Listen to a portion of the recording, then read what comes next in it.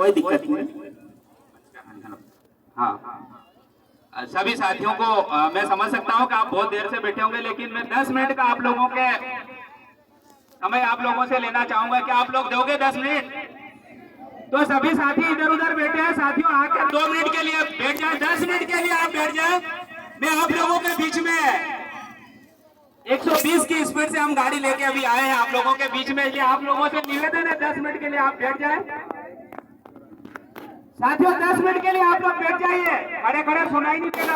10 minute के लिए आप लोग बैठ जाइए, फिर उसके बाद आगे का कार्य। साथियों बैठ जाइए भाई, आप लोग भी थोड़ा बैठ जाइए तो सुनने में ठीक रहेगा। बैठ जाओ साथियों, 10 मिनट के लिए बैठ जाओ बस। 10 मिनट से 11 मिनट आपका नहीं लूंगा मैं। साथियों मैं सबसे पहले हमारे पूर्वजों को, बाबा साहब अम्बेडकर, टंट्या भील, बिरसा मुंडा, राणा पुंजा भील, रानी दुर्गावती, भीमा नायक, महाजा नायक, सभी को नमन करता हूँ। हमारे खतरीज बासी को नमन करता हूँ, हमारे बाबा देव को नमन करता हूँ, सावन माता को नमन करता हूँ।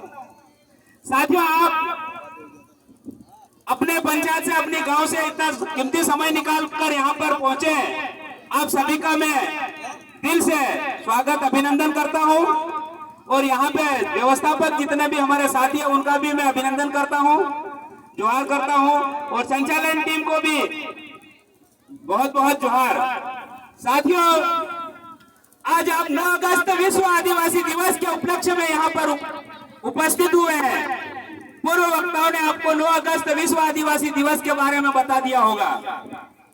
साथियों 9 अगस्त विश्व आदिवासी दिवस क्यों मनाया जाता है, मैं 2 लाइन ही बोलूंगा, बाकी वक्ताओं ने बताया होगा। संयुक्त राष्ट्र संघ यूएनओ द्वारा घोषित विश्व आदिवासी दिवस 1993 में प्रस्ताव पास किया गया था। इस विश्व आदिवासी दिवस को मनाने के लिए 1994 में 193 देश मिलकर जेनेवा शहर में उन लोगों ने, जितने भी आदिवासी प्रतिनिधि थे उनके द्वारा वहां पर एक अंतरराष्ट्रीय सम्मेलन आयोजित किया गया था। और वहां निर्णय लिया गया कि हर वर्ष 9 अगस्त विश्व आदिवासी दिवस के रूप में समस्त देशों में मनाया जाएगा।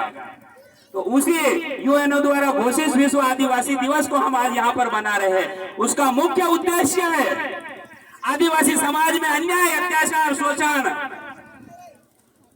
बदुआ मजदूरी जैसे मुद्दे जो है उन मुद्दों से निजात कैसे मिले।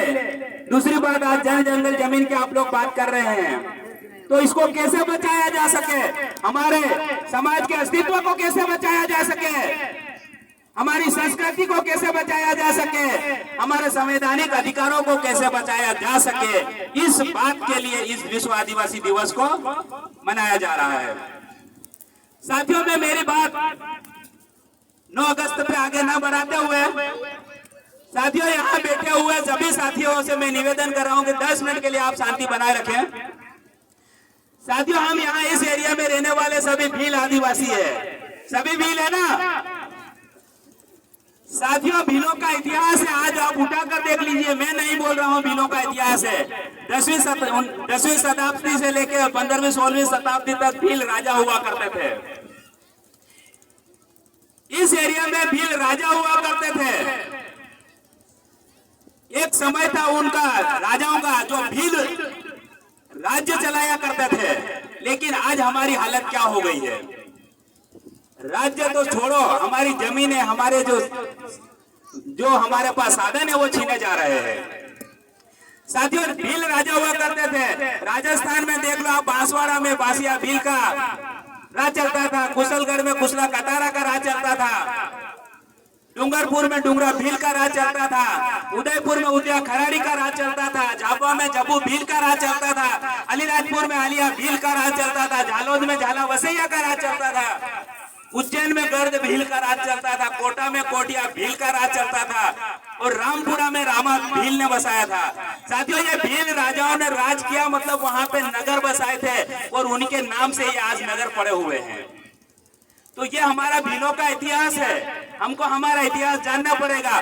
जब उन लोगों ने कई सालों तक राज्य किया, लेकिन जब बाहरी आक्रमणकारी आए भारत देश में, तो उन लोगों ने छल कपट और धोखे से हमारे भील राजाओं के राज छीने, और जो जमीनें थी, जो हमारे संसाधन थे, हमारे जो राजा लोग थे उनसे छीने, और जो आक्रमण किया, उसके कारण हमारे कुछ जो भील लोग थे पहाड़ों की ओर भाग गए, और आज वही भील है जो हम लोग वहाँ पहाड़ों की ओर बस गए थे, वही भील लोगों की आज हम वंशज है। कहीं न कहीं उन राजाओं का ही खून है। तो आज हम यहाँ पे इस एरिया में एक राजा की तरह रहना चाहिए। हम यहाँ के मूल निवासी है, लेकिन हमको नौकर बना के छोड़ दिया है। साथियों ये बात हमको समझना पड़ेगी, हमारा इतिहास भीलों का क्या है। अगर आप अपनी चीजें नहीं समझ पाओगे तो आपको आगे लड़ाई लड़ने में समस्या आएगी। साथियों अंग्रेजों ने हमारे पे 200 साल तक राज किया। अंग्रेजों के समय में आप देखिए टंटिया भील जो खंडवा जिले के पंडाना तहसील के रहने वाले थे, उन्होंने 30 साल तक अंग्रेजों के साथ में लड़ाई लड़ी। देश की सबसे लंबी लड़ाई लड़ने वाला योद्धा यही टंटिया भील था। साथियों 30 साल तक लड़ाई लड़ी उस व्यक्ति ने। और आदिवासियों की जिस जमीन पे आप बैठे हैं, इन्हीं की देने 1.5 लाख हेक्टेयर टंटिया भील ने बचाई थी। साथियों ऐसे ही बिरसा मुंडा झारखंड रांची के, उन्होंने अंग्रेजों से गोरिल्ला युद्ध में पारंगत थे, उन्होंने लड़ाई लड़ी और अंग्रेजों को वहां पर परास्त किया। ऐसे भीमा नायक थे बड़वानी में, उन्होंने अंग्रेजों के साथ लड़ाई लड़ी। ऐसे खाजा नायक सेंधवा में थे, उन्होंने अंग्रेजों के साथ में लड़ाई लड़ी। ऐसे ही गोंडवाना में रानी दुर्गावती थी, उसने अंग्रेजों के साथ में लड़ाई लड़ी। भाइयों उन लोगों ने अंग्रेजों के साथ में लड़ाइयां लड़ी, लेकिन गुलामी स्वीकार नहीं की। उन लोगों ने गुलामी स्वीकार नहीं, मरने को तैयार हो गए, शहीद हुए, लेकिन गुलामी स्वीकार नहीं करी। तो क्या हम लोगों को गुलामी स्वीकार करना चाहिए? नहीं करना चाहिए ना। जब हमारे बाप दादा जो बैठे हैं आप लोग के चरणों में बैठे, इन्होंने जब गुलामी स्वीकार नहीं करी, तो हमको भी स्वतंत्र रहना है। क्या हमको किसी पार्टियों की, किसी नेताओं की, किसी की स्वीकार करना चाहिए गुलामी? क्या नहीं करना चाहिए। साथियों अगर जब इन लोगों ने गुलामी स्वीकार नहीं करी, जब लाखों आदिवासियों को मारे गए, लाखों भील लोगों को मारे गए, उसके बाद में भी इन लोगों ने गुलामी स्वीकार नहीं करी, तो हम लोगों को मरने से नहीं डरना चाहिए, लेकिन गुलामी कतई स्वीकार नहीं करना है।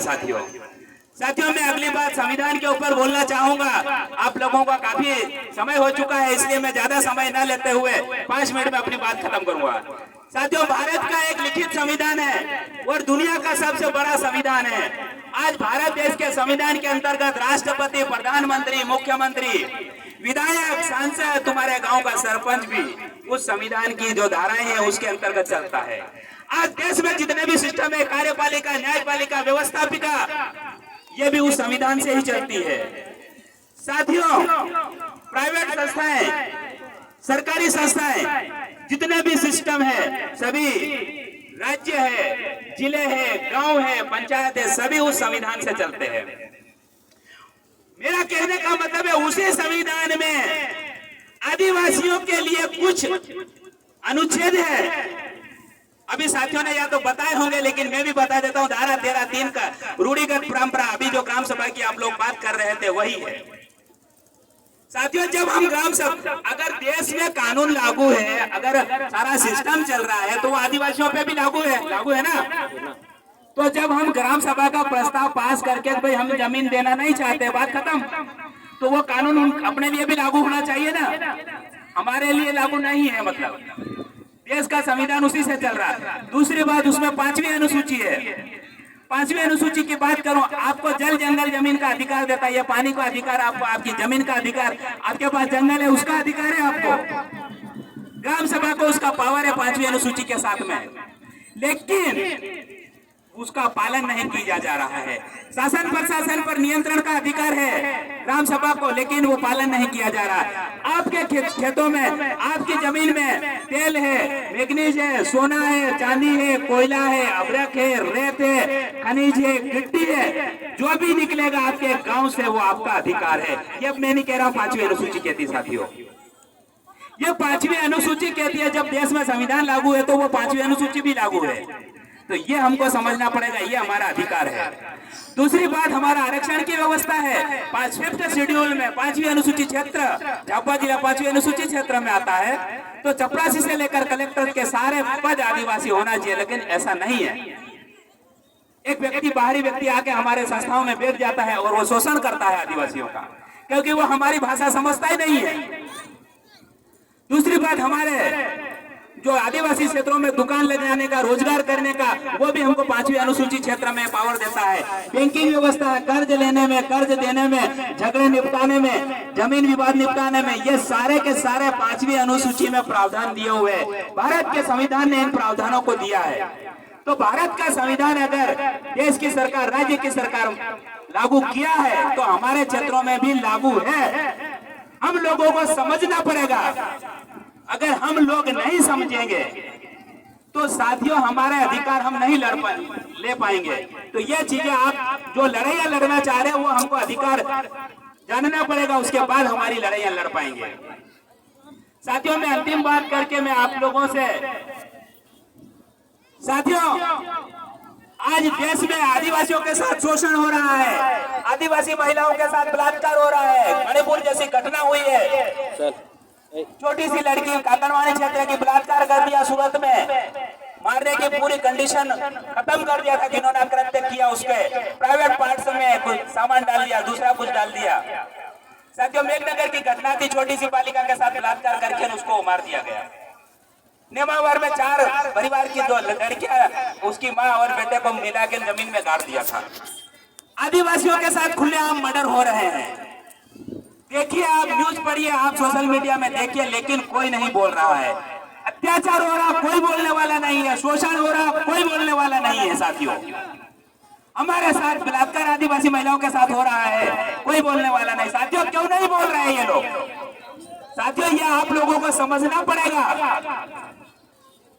जो लोग गुलामी की जिंदगी जी रहे हैं वो लोग कभी नहीं बोलेंगे, उनके मुंह पे ताला लग जाता है। साथियों जब ऐसी घटनाएं होती है और आपके बीच में जब राजनीतिक पार्टियां जब चुनाव लड़ेगी, आपके बीच में आके आपके बड़े बड़े वादे करके लालच देगी, और हमारे भी गुलाम लोग क्या करते हैं, अरे जमीन के लिए तो हम जेएस के साथ में रहेंगे, लेकिन वोट तो हमारा उनको ही जाएंगे, हमारा बाप दादा है उनको ही जाएगा। ये हमारी सोच है। साथियों लड़ाई लड़ेंगे जेएस के साथ में, अभी आधे से ज्यादा बोलेंगे हम तो जमीन की लड़ाई लड़ेंगे, लेकिन जब चुनाव आएगा तो हमारे बाप दादा बोलेंगे तो उनके उसमें घुसेंगे हम तो ये तरीका गलत है हमारा, ये तरीका हमको सुधारना पड़ेगा। साथियों हम लोगों को एक बात याद रखना है, हमारा दुश्मन कौन है। हम लोगों को 3 बातें बोलूंगा आप लोगों को। हम लोगों को पहचान